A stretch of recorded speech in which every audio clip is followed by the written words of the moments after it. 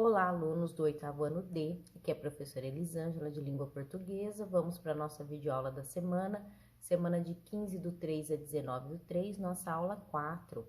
Eu peço que vocês acompanhem comigo na apostila, que eu vou explicando, né, os temas aí que aparecem e também os exercícios. Então, abram na página 7, tá? Eu vou voltar um pouquinho, né, para fazer a explicação para vocês, mas vocês vão acompanhando a partir da página 7. Que tem aí como tema, né, o verbete de dicionário. Então, nós estamos estudando o gênero textual verbete, que é uma entrada de dicionário, de enciclopédia ou glossário. Então, na aula anterior, nós estudamos o glossário. Lembra que eu falei para vocês, né, que o glossário são as palavras que o autor do texto julga que nós não conheçamos, né? Então, as palavras mais difíceis, que não é do nosso dia a dia, ele logo após, né, o texto, ele coloca essas palavras com os seus significados dentro do próprio texto, para que a gente possa entender. E hoje, então, nós vamos no verbete de dicionário. Então, dicionário é uma coisa que vocês conhecem, que vocês na escola usam bastante. Então, vocês têm aí na página 7 uma imagem, né, de páginas de um dicionário. Então, vocês têm aí, ó, da página 852, né, que aparece um pouquinho aí abaixo, 852, tá? E 853. Então, é na letrinha T, tá? Eu quero mostrar para vocês que aqui no cantinho, vocês têm duas palavras, né, ó, termal e terra. Essas palavras são chamadas de palavras guias, né? São a primeira e a última palavra que vocês encontram na página, tá? Então, essas palavrinhas que vêm aqui no cantinho do dicionário, elas são chamadas de palavras guias, que vocês vão lembrar sempre, que é a primeira e a última palavra da página. Então, vamos à leitura. Verbete de dicionário. O ano é 2044 e a Terra não é mais a mesma. Fome, guerras e desemprego empurraram a humanidade para um estado de apatia nunca antes visto. Observe a palavra em destaque no trecho acima e identifique-a nas páginas do dicionário. Então, a palavra em destaque aqui é terra. Vocês vão achá-la aqui no dicionário. Bem fácil, porque eu já até expliquei onde ela se encontra, né? Então, vocês vão encontrá-la e vão circular, grifar, é só isso que é para fazer, tá bom? Falando um pouco da escolha da palavra, o porquê a apostila trouxe essa palavra terra? Porque com ela é possível a gente trabalhar no dicionário comum, que vocês têm acesso aí na escola, né?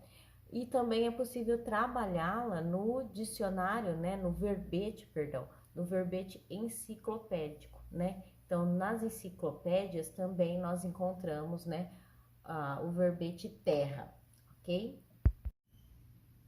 Na sequência, na página 8, vocês têm os exercícios a serem realizados, tá bom?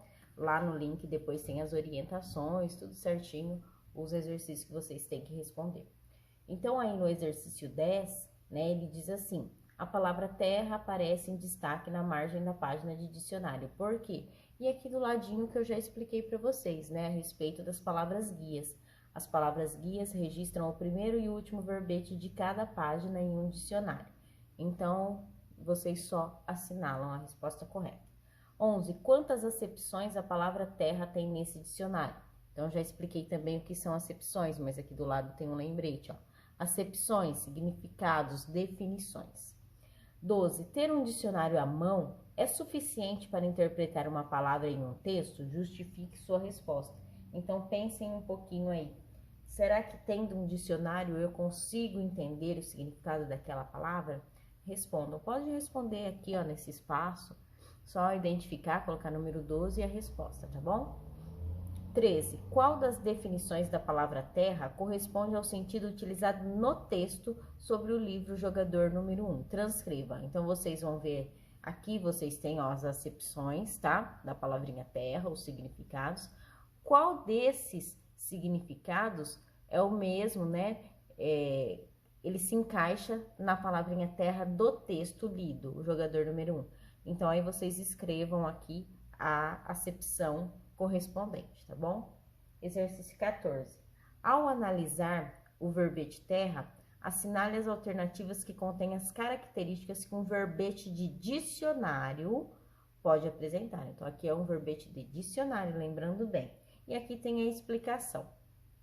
O verbete é um gênero de caráter informativo e predominantemente descritivo, que apresenta as diferentes definições de uma palavra, além de outras informações específicas. Então, ele não traz só as definições, mas também várias informações sobre a palavra, né? Como aqui, por exemplo, ó, substantivo feminino, ciências naturais. Então, ele traz outras informações sobre a palavra. Que vocês têm 10 alternativas. Vocês irão assinalar as que correspondem a características de um verbete de dicionário, tá bom? Tem mais de uma resposta, então vocês podem ir aí assinalando o que vocês acham que se encaixa em características de um verbete de dicionário. Página 9, exercício 15.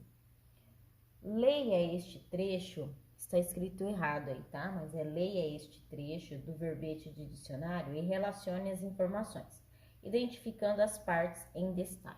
Então, vocês percebem que várias partes aqui, ó, no verbete estão em destaque, né, com cores diferentes. Então, vocês vão classificá-las, né, colocar aqui o que elas significam, tá? Vai fazer essa relação. Então, entre os parênteses, né, vocês coloquem os números correspondentes, tá bom? Então, vocês vão aí tentar descobrir a estrutura de um verbete, tá? Eu só quero falar aqui para vocês, talvez não conheçam essa palavra aqui, então eu já dou o significado. Remissiva, quando uma coisa remete a outra, tá bom? Então, aí vocês, sabendo desse significado, possam encontrar a sua relação, tá? 16. Qual é o objetivo da elaboração de um dicionário? Que informações ele deve conter? Por que um dicionário é elaborado? Qual é o objetivo de existir um dicionário? E que informações ele deve conter? Então, pense em tudo que nós já falamos sobre dicionário e responda essa questão. Agora, na página 10, o exercício 17. Observe a página de dicionário novamente. Então, vocês têm aqui a página do dicionário, tá? Vocês vão observá-la para responder essas 4 alternativas aqui. Primeiro, né, qual é o critério de organização das palavras? Como que as palavras foram organizadas em um dicionário? B, quais são as palavras que constam no cabeçalho dessa página de dicionário? Então, quais as palavrinhas estão no cabeçalho? Qual é a função das palavras no cabeçalho da página? Falamos aí bem no comecinho da aula.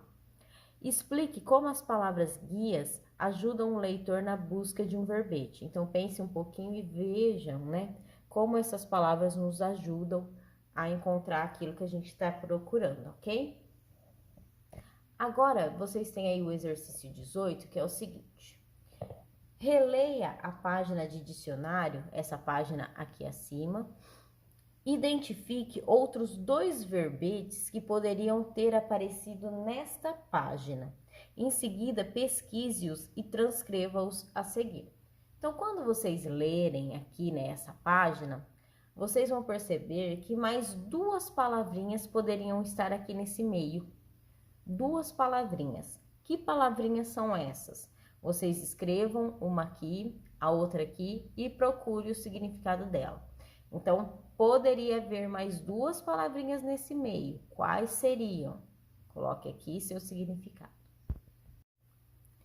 Página 11. Na página 11, nós temos como tema pontuação. Uso do ponto e vírgula. Então, vocês vão observar que nos verbetes é muito usado o ponto e vírgula, né? Qual é a função do ponto e vírgula? Ele é uma pausa maior, né? Vocês sabem que a vírgula, nós damos uma pausa na leitura, o ponto e vírgula é uma pausa um pouquinho maior. Então, vamos aí ao exercício. Releia o verbete e observe o sinal de pontuação utilizado para separar as acepções. Então, acepções são os significados. Então, a cada significado, eu separo com ponto e vírgula, tá? 19. No verbete de dicionário, que informações o sinal de pontuação ponto e vírgula está separando? Então, o que ele está separando aqui dentro desse verbete, tá? O que o ponto e vírgula está separando? 20. Seria possível substituir o ponto e vírgula por ponto final? Justifique sua resposta. Então, será que no lugar do ponto e vírgula, ele até já está destacado aqui para vocês, ó, tá em amarelinho aqui o ponto e vírgula, tá? Para vocês ficar fácil de vocês localizarem.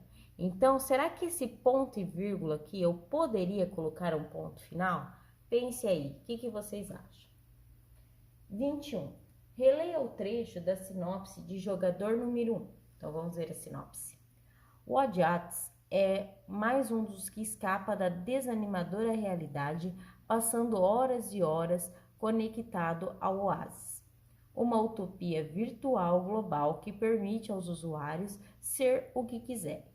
Um lugar onde se pode viver e se apaixonar em qualquer um dos mundos inspirados nos filmes, videogames e cultura pop dos anos 1980. Mas a possibilidade de existir em outra realidade não é o único atrativo do Oasis. O falecido James Halliday, bilionário e criador do jogo, escondeu em algum lugar desse imenso playground uma série de easter eggs e premiará com sua enorme fortuna e poder aquele que conseguir desvendá-los. Então, observando aí o trechinho. Em qual das ocorrências o ponto e vírgula poderia ser substituído por um travessão? Então, vocês têm também, ó, o ponto e vírgula marcado aqui no texto, tá? Tá em vermelhinho aí, ó, um ponto e vírgula aqui, um ponto e vírgula aqui. Vocês têm 2 pontos e vírgula nesse texto. Então, em qual deles você poderia substituir por um travessão? O travessão, ó, aqui tem uma explicação. Emprega-se o travessão duplo para assinalar no meio de um período uma reflexão ou esclarecimento, ou para destacar uma palavra ou frase em um contexto. Então, quando eu quero destacar alguma coisa, né, eu uso o travessão, tá bom? Quando eu quero dar um destaque, uma informação aí, fazer uma reflexão, eu uso o travessão. Então, sabendo disso, onde eu poderia colocar um travessão? B. Em qual das ocorrências o ponto e vírgula poderia ser substituído por um ponto final? Então, entre essas duas ocorrências, onde nós poderíamos colocar um ponto final? C. Em qual das ocorrências o ponto e vírgula tem a mesma função que a observada no verbete? Então, aqui no verbete, né, que vocês vão analisar, ele tem uma função.